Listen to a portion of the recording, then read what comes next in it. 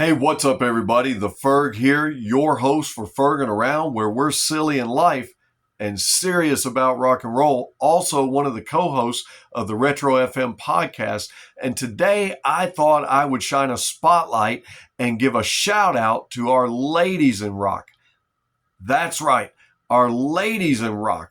Rock and roll has often had some iconic groups, some iconic singers and bands and guitar heroes, guitar gods and rock gods, if you will.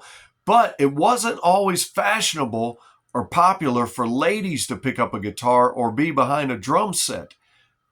Now, today, thankfully, we've got a plethora of young ladies that are rocking it out and doing it up in heavy metal, and it's more widely accepted today as something that's cool and kind of badass to be in a rock band, even if you're a female.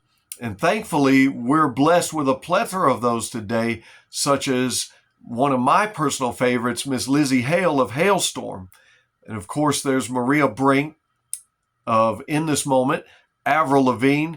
We've got Dorothy, Nita Strauss. You've got Sophie Lloyd, who's just absolutely amazing. All these young ladies are amazing. Jen Ledger on drums for Skillet. Absolutely amazing, deserves a lot of credit. And of course, in the blues genre, Miss Samantha Fish, who does a fine job. Now, it's often been widely accepted and often been popular that females are great vocalists. And we've had some great vocalists in rock and roll. Obviously, Janis Joplin gets brought up almost all across the board when you think of rock and roll and you think of females in rock and roll, and definitely deserves a lot of credit and near and dear to my heart, as that was one of my dad's favorites growing up. But as far as rocking out and playing your own instruments and not always having the guys back you in the band, not that there's anything wrong with that. Had some great bands with female lead singers that there's guys backing them. One of my personal favorites, obviously, Evanescence. But way back in the mid-'70s, it was a novelty idea when Kim Foley come up with the idea to put together an all-girl rock group. You might know them better as the Runaways, and you probably guessed it by looking at my shirt anyway, but I had to get this shirt. How often do you see a Joan Jett and the Blackhearts shirt? I always thought Joan Jett was pretty badass, and she was part of that group, the Runaways, along with another very famous young lady, Miss Lita Ford. Oh man, her and Joan Jett, along with their partners Jackie Fox, Sandy West, and Cherie Currie, man, they put together a widely popular group, and really in the United States became very popular, but not as popular as they did in Japan. I don't know why, but Japan has always gravitated towards American rock and roll and heavy metal in a great fashion, and it was widely due to their popular song Cherry Bomb. I'm sure you've heard it, and there may be some songs I mentioned for you today that you've not heard or you've heard many times and you want to go back and listen again. Maybe it take you back. But if you're new to the scene, if you're new to some of our ladies of rock and roll, check out some of these songs by the Runaways. Some of them are a little bit softer and maybe a little more poppy, and some of them actually get kind of hard rocking, which is what we like, and that's why we respect these ladies. Songs like Neon Angels on the Road to Ruin. You don't hear that one on the radio. Not much around here anyway, and you might have back in the day, but not around here on your classic rock radio. That one's pretty heavy. It's pretty cool, and I think you should check it out. Queens of Noise. I think you guys would love and appreciate that one. Give that one a try. And of course, Black Leather. That really, when you think of Joan Jett or Lita Ford, you obviously think of Black Leather. Check that song out. Put it in your listening library and crank that one up. Getting Hot.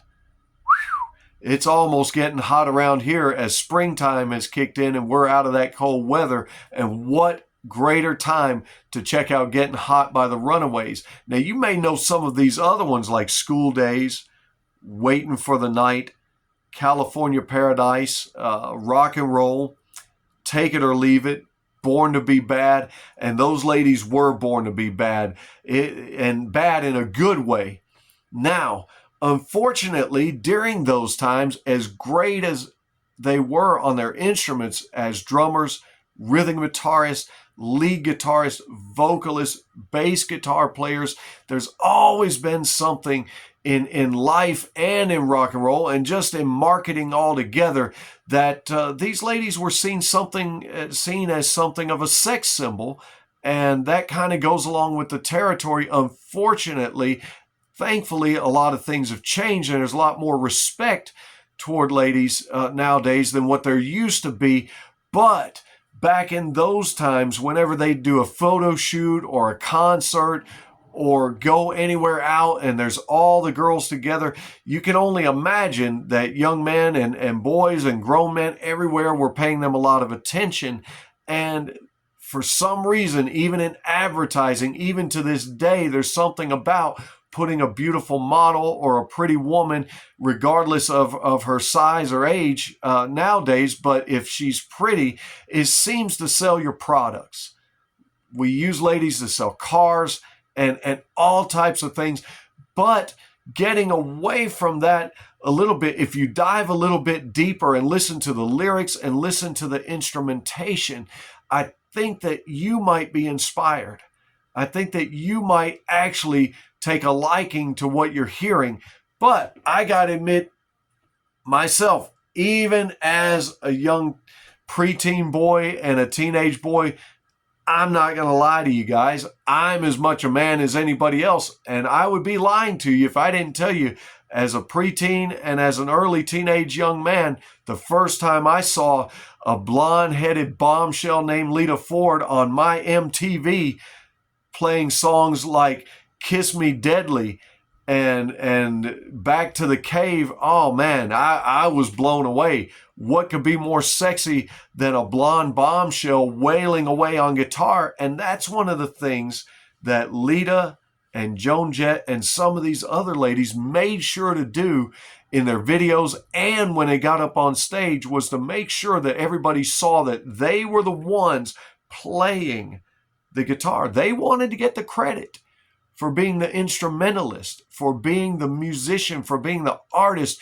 because it would be easy to blow them off and say, oh, well, it's the guys in the backup band. It's the guys that are really doing it. No, these ladies could really play.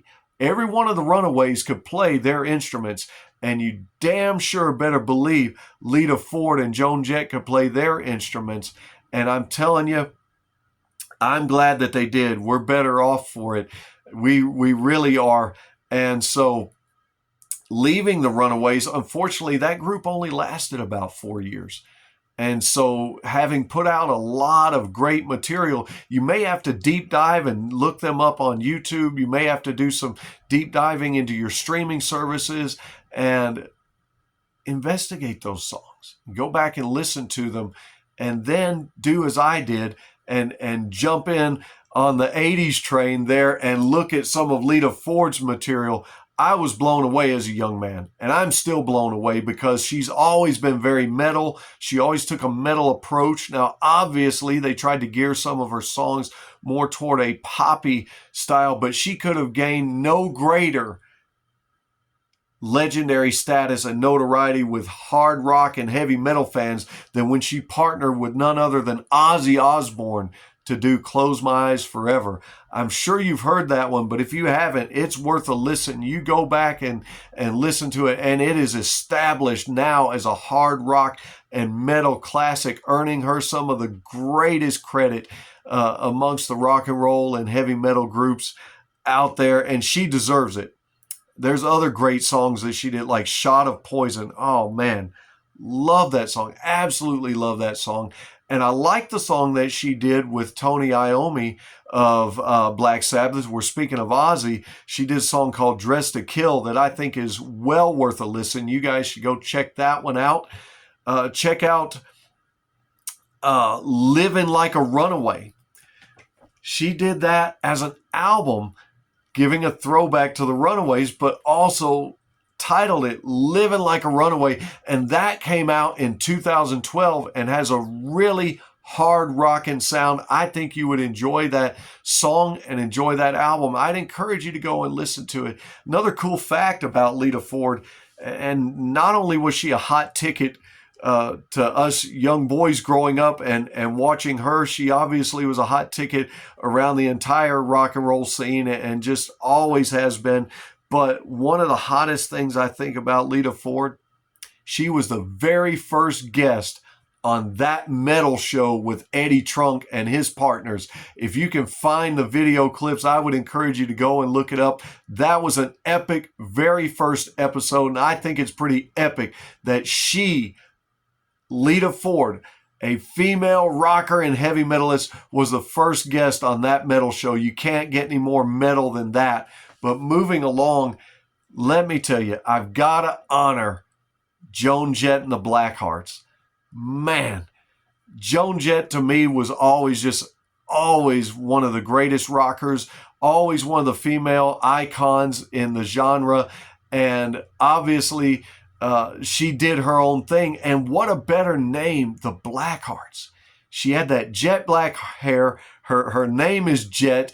And you think of her coming off as a tough kind of punk rocker, kind of rocking. The Blackhearts just goes with all that.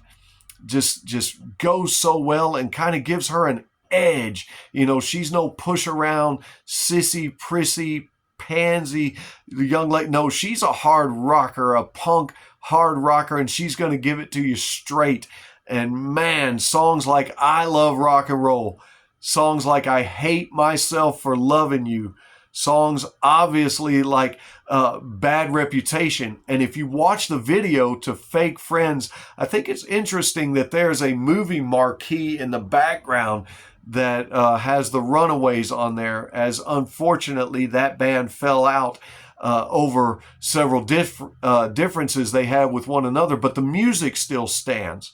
And Joan's music definitely still stands. I love her cover of Crimson and Clover. Growing up, my dad often listened to Tommy James and the Shondells, and that was one of their great hits. I love that Joan Jett chose to do that one. And not only that, she chose to cover AC/DC's Dirty Deeds. You ought to go and listen to that one and check out her version of that one. Another song, You Don't Own Me. That's absolutely right up her alley, right up the alley of Joan Jett and having a name like the Blackhearts. You Don't Own Me.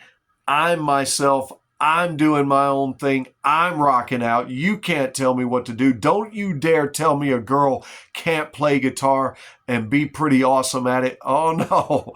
Don't you dare I'm tripping up on my words. Don't you dare tell Joan Jett that. Hey, glad I tripped up a little bit and got to laugh about it. That's part of ferging around.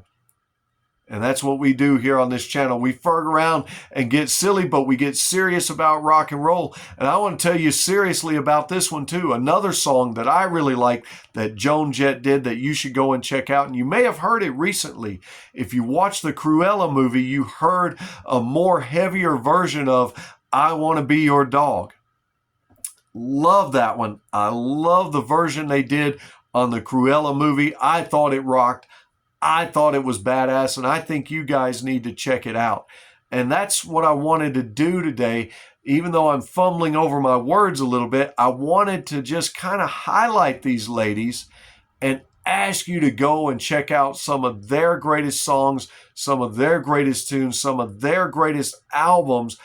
And man, let's show respect for our rockettes, our ladies in rock and metal that are doing it their way, doing it with their style, and bringing something great to offer to rock and rollers, metalheads, and blues lovers like me and like you. And I'll tell you what, no matter what they say, you can't give a...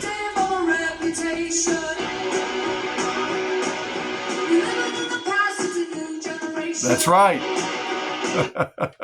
That's right. Joan Jett said it best. And I'm going to say this. If you'll drop a like and a subscribe, I'll drop a song list in the comment section. It might be a little lengthy, having mentioned these ladies and their subsequent bands and some of their solo albums, but I want to give you guys something to be able to go back and look, say, oh yeah, Ferg mentioned that song. So that's what I'm going to do.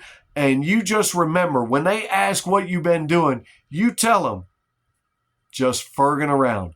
We'll see you on the next one.